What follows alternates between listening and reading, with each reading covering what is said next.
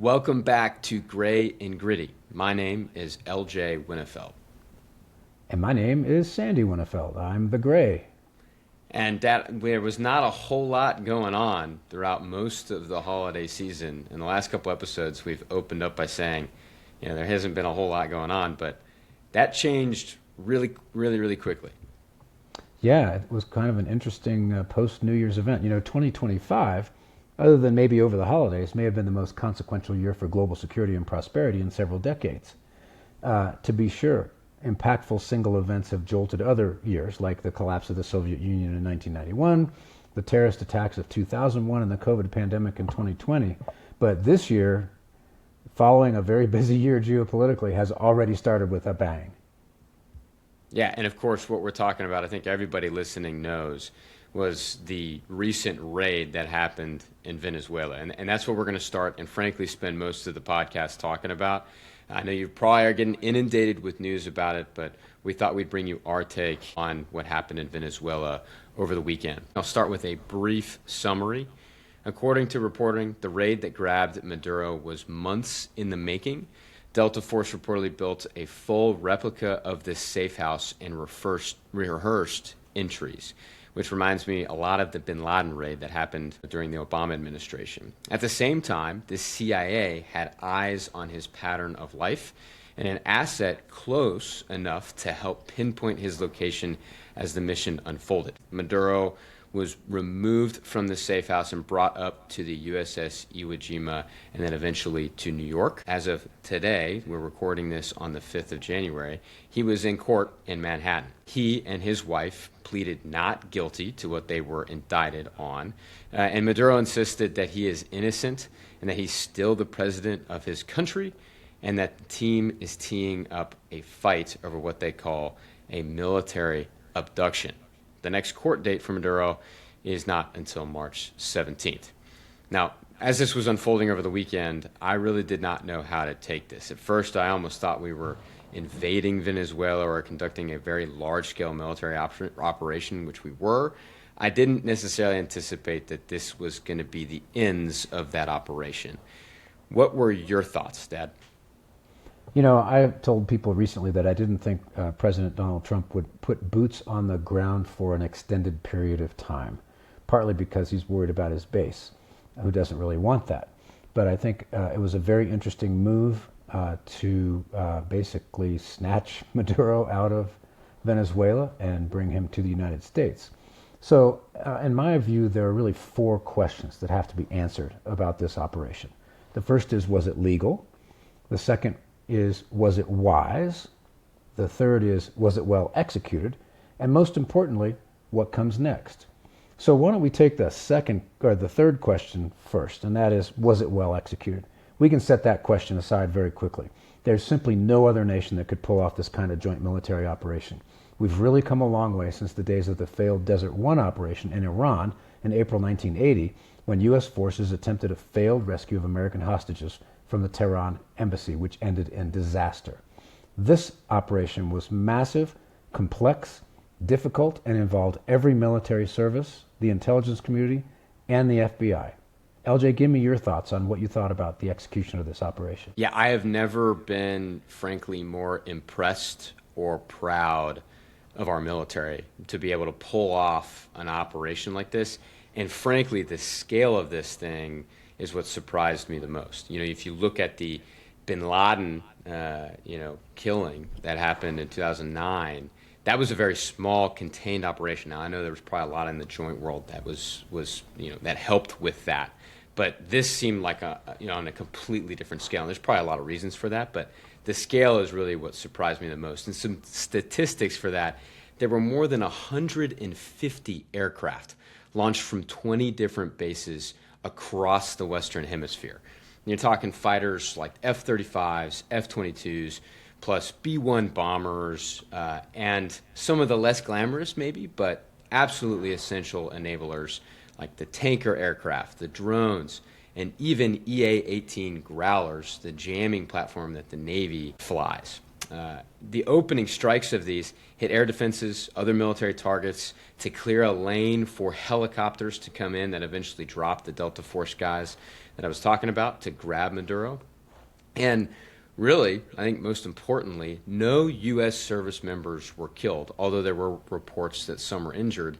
And while one aircraft was hit, we didn't lose any equipment. So to be able to pull off something like this is truly impressive. The amount of planning to conduct an operation on this scale had to be immense. So to me, it was incredible that we did. Not to mention the fact that this was a really, truly joint operation. There was reporting that's come out. I was watching a CSIS video on Instagram today talking about how all the lights turned off in Caracas. Right, so you probably had some cybercom involvement. You definitely had spacecom, involvement. So to have this joint operation on this scale, you're right. That no one could even come close to this kind of an operation. And I think it really kind of puts the rest of the world a little bit on notice. Whether you agree with what happened down in Venezuela or not, it absolutely puts the world on notice about the capability of our joint force. Yeah, and I would also add that the Friday night timing was exquisite, both for its surprise nature and also in that it allowed the dust to settle over the weekend in advance of markets opening today on Monday. And as you saw in the markets, they actually went up a lot in the new year. So that was a good piece of timing.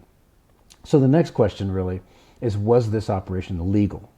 No serious legal scholar would suggest that this operation was legal under international law.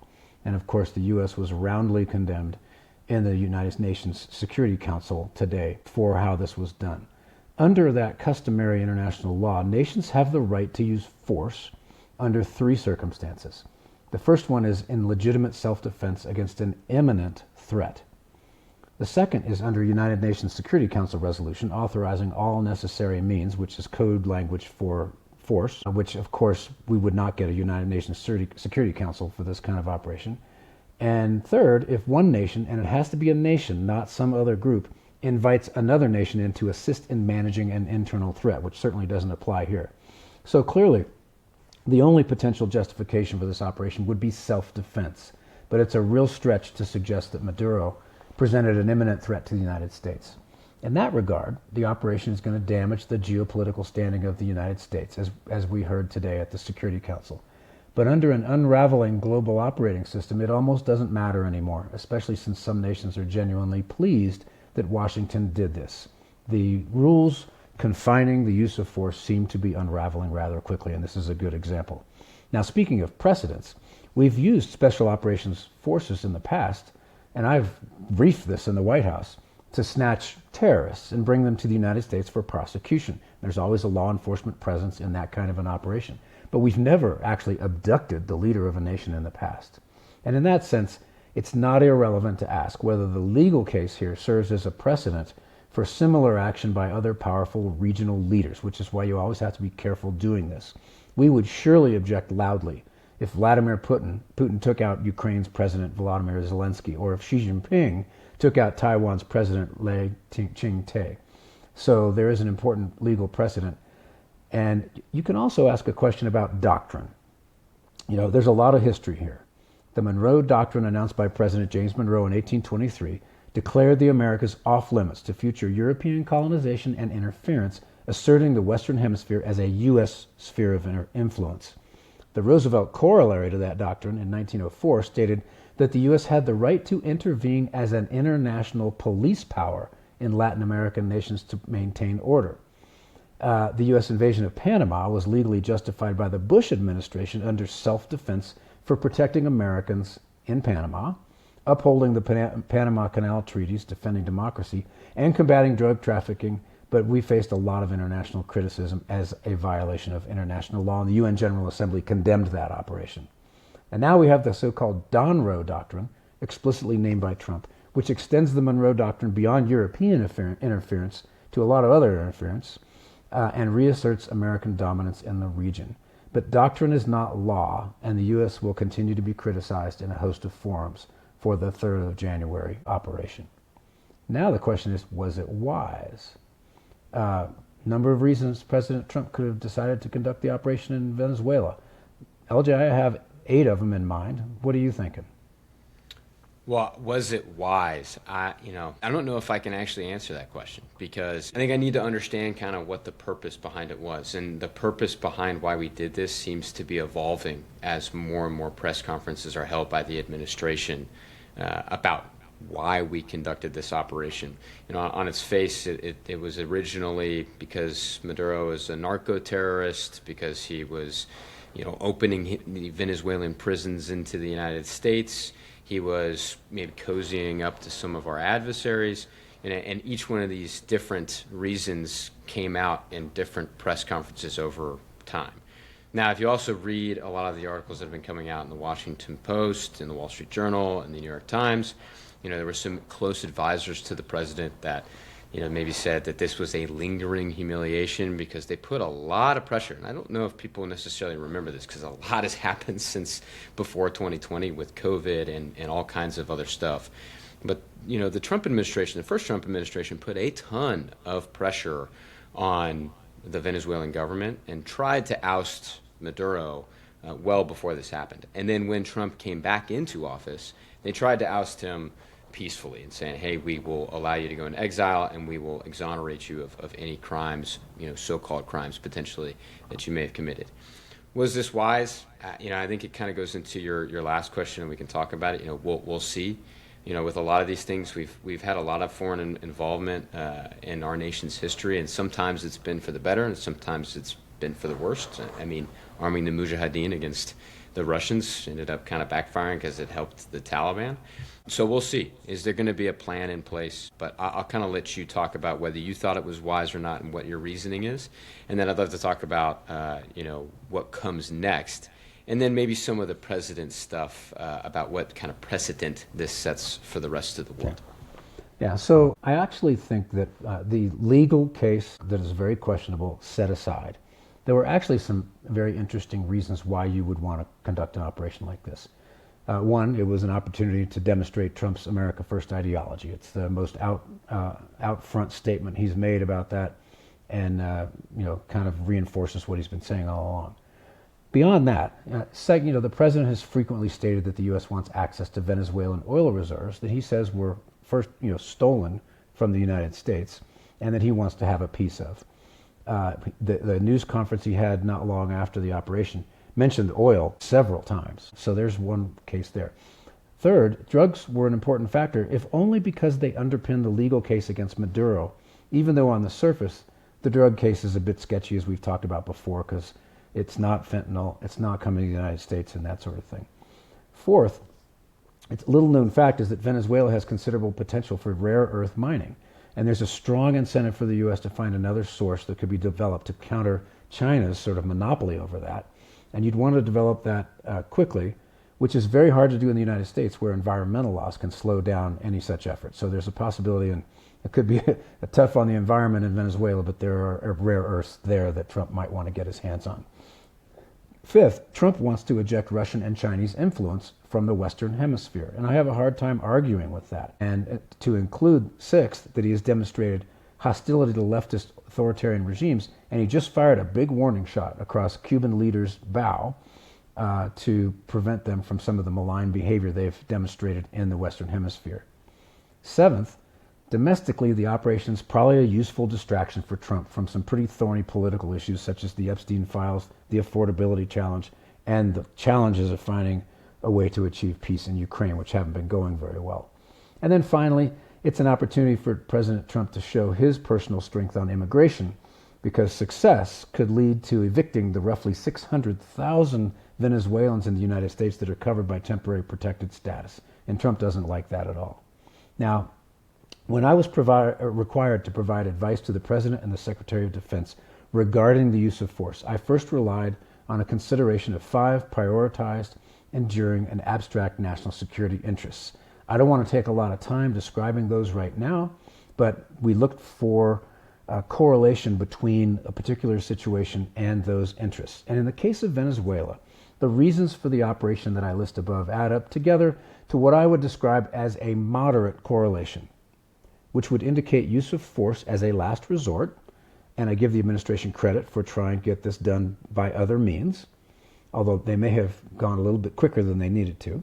And it also implies a low level of risk, a relatively inexpensive operation that would not distract from other U.S. military presence or missions elsewhere. So in that regard, I think that was handled okay. But history will only judge this operation as wise if the effort to stabilize Venezuela succeeds and it doesn't lead to any negative, unintended consequences elsewhere in the world. And I know we'll get to that in a couple of minutes. So the question then is, what comes next?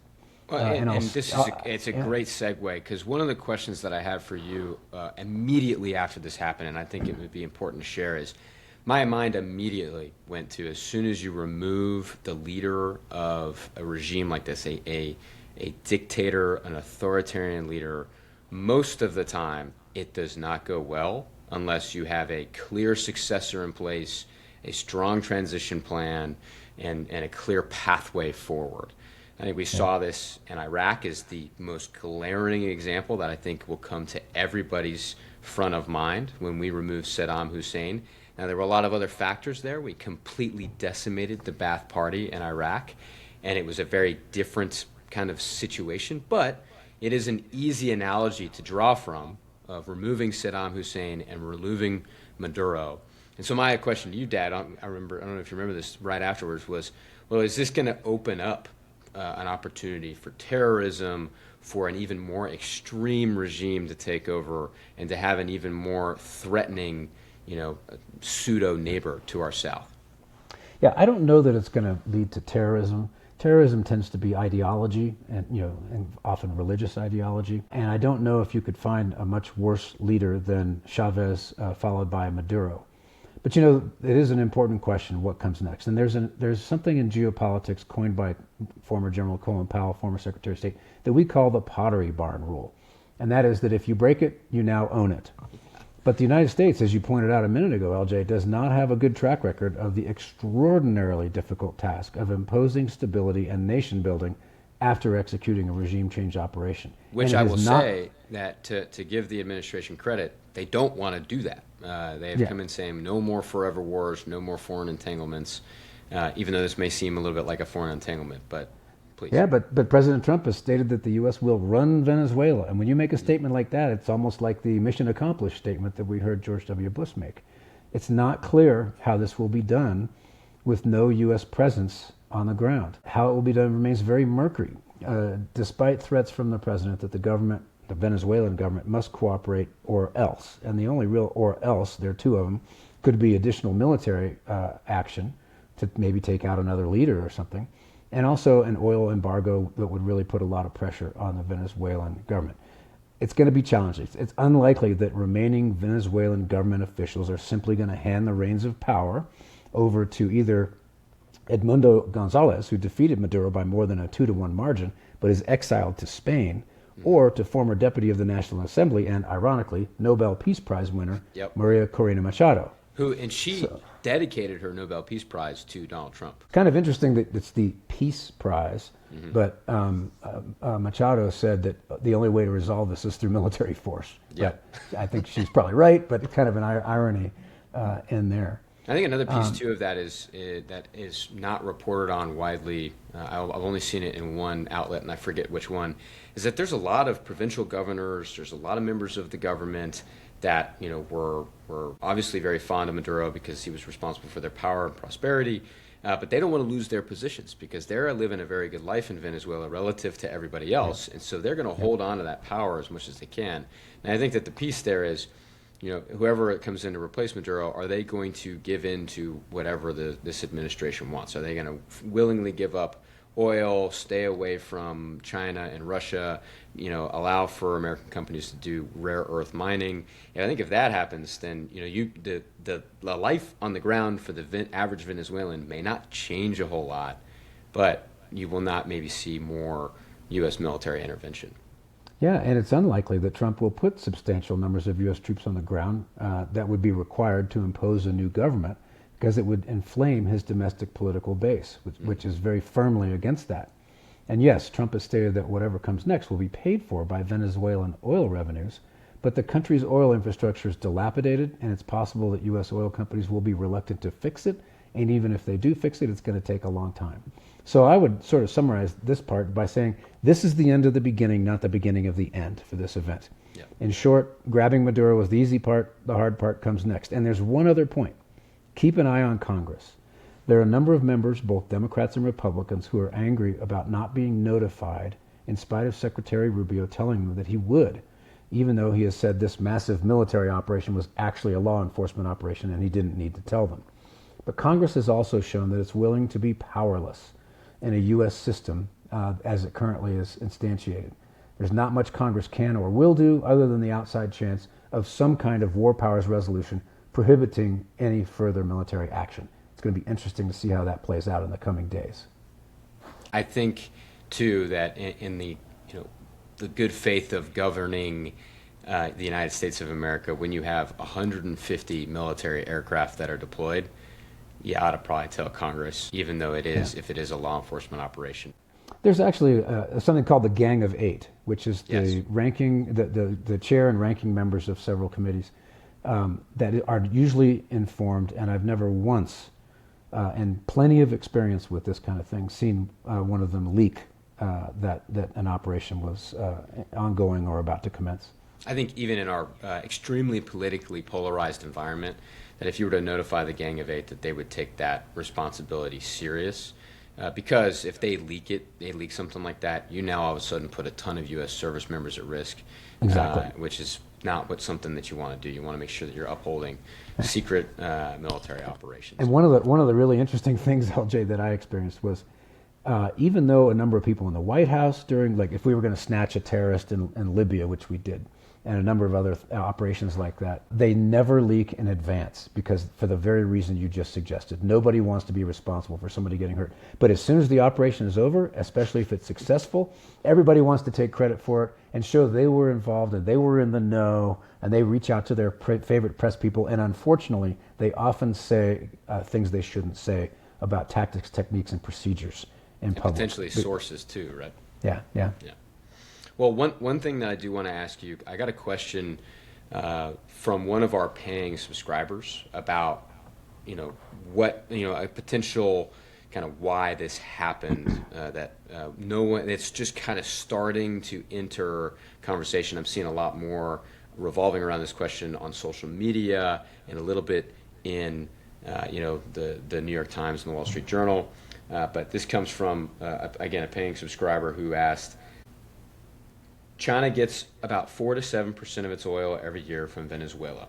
Do you think that it is significant enough for China to feel threatened for oil resources? This vaguely reminds me of pre-Pearl Harbor Japan.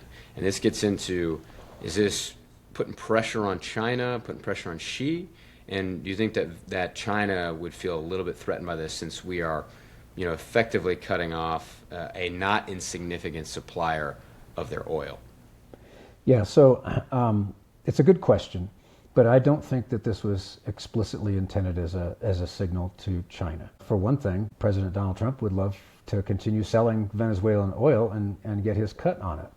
And if China is a major customer, then fine. I think there are a couple of other signals, though, one positive, one negative. The positive signal is that, hey, we will use force if we need to in order to protect our vital U.S. national interests. And if it's deemed that protecting Taiwan is a vital national U.S. interest, the national interest scheme that I mentioned a few moments ago, then we'll use force. Donald Trump will use force. And it's a signal to Xi Jinping and Vladimir Putin that, he's not just, going to sit back and watch things happen. So that's the sort of the positive signal. The negative signal is the legal justification that if we can do something like this, then don't challenge China for doing something what we would consider illegal against Taiwan. It's undermined that argument of sovereignty of nations and that sort of thing.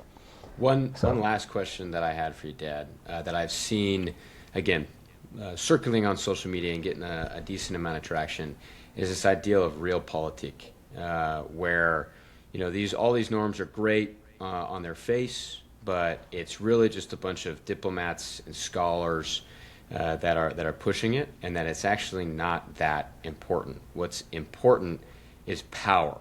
and that this kind of an operation undermining that rules-based order, undermining it with that precedent of not going in to snatch a foreign leader doesn't really matter, because none of the other nations that are revisionist powers would ever attempt to do anything so long as the United States keeps its preeminence as the foremost military, economic, and political leader within the world. Essentially saying that the rules-based order, while it's great and it can help continue with our alliances, it doesn't necessarily matter as long as the United States stays as the preeminent force. What are your thoughts on that argument? Yeah, so I really firmly believe that the world operates in long-wave geopolitical cycles. And yes, there usually is a predominant power in those cycles that rises at the beginning of the cycle, prospers in the middle of the cycle, and ultimately ends up failing, and the cycle ends. As Stoic Roman philosopher Seneca once said, every new beginning comes from some other beginning's end. You might have heard that in a song also. Yep. And there are a lot of reasons why those cycles end, and often it's because one of the major factors is that the prevailing power overextends itself economically, militarily, and politically. So yes, it is a wonderful thing to be the preeminent power on the face of the earth, but you have to take that with a grain of salt and not take actions that jeopardize your position there, and just sort of behaving as a good leader will extend this 80-year current cycle that has kept us safe and prosperous and has avoided proliferation of nuclear weapons beyond the countries that have it, and certainly has prevented the use of a nuclear weapon. So we have to be very careful here. And there are a lot of things out there that are happening. The mostly authoritarian powers have always chafed against this international order and have tried to undermine it from the outside. Well, now it's under threat from the inside. And I can give you numerous examples in the security area, the economic area, and the political area where that's happening. And the real question is going to be, are we accelerating towards the end of a current cycle? And they always end with a major convulsion that cost a lot of people and misery. And then in the wake of that, a new power rises. We don't want that at all. It's good to have power if you use it wisely. And one of the reasons why the United States has more allies than any other nation ever in history is because we have, in spite of some very serious mistakes we've made, to be sure, we have generally exercised power wisely. We've tried to lead from the front by doing, the leader does more than the led, as we've talked about before. And we have to just be very careful to not go astray in using our power sort of for good. Not just about the United States, but for all of our allies and partners as well. I'll end this on a high note, Dad. Who wins the national championship for college football? Ooh, I was kind of hoping for James Madison because they were the most severe underdogs, but that didn't work out so well, did it? I am kind of hoping that the SEC gets a little dose of humility. So I'd love to see Ole Miss win, but I'm kind of, as an ACC fan, I'm not big on an SEC team winning. Maybe Oregon. What do you think? I think if any SEC team was going to win, I would want it to be Ole Miss because Lane Kiffin's departure, just to rub his nose in it. Even though I read somewhere, and I'm pretty sure that this is true, that if Ole Miss wins, LSU is going to honor the payment that Ole Miss would have had to pay Lane Kiffin. So if Ole Miss wins, then Lane gets Kiffin $1 million. $1 million for doing nothing. But no, I hope Ole Miss beats Miami, and I'm very bullish on Indiana. I think Kurt Cignetti's got that team cooking. And one of the things, the reason why I really hope it's Indiana is there's kind of twofold. The first one, they've been, they were like the worst program in college football history up until last year. So to see that turnaround is incredible. But then also just the way that they lead. I didn't like Bill Belichick when he was in the Patriots. I didn't like Tom Brady when they were in the Patriots. But the fact that they just had a winning culture and they were a team, you had to respect it. And I think the same thing is happening at Indiana. So I would love to see Indiana win. Yeah. Well, and you got to respect what Indiana's done. They really made a statement last weekend, didn't they? They absolutely did. I mean, that Alabama football team was definitely not the best in the country, but they were a very good football team, and just to get manhandled like that in the Rose Bowl of all places was pretty impressive. Well, we'll see what comes next. All right. Absolutely. Yeah, Happy New Year, everybody, and hope you have a prosperous 2026. Thank you all for listening, and stay tuned for another episode. We're going to start dropping them at a regular pace now that we're past the holidays. Thanks for your patience while we took a little bit of a break. And be on the lookout for some potential paid subscribers only episodes. Thank you all for your support, and we'll see you soon.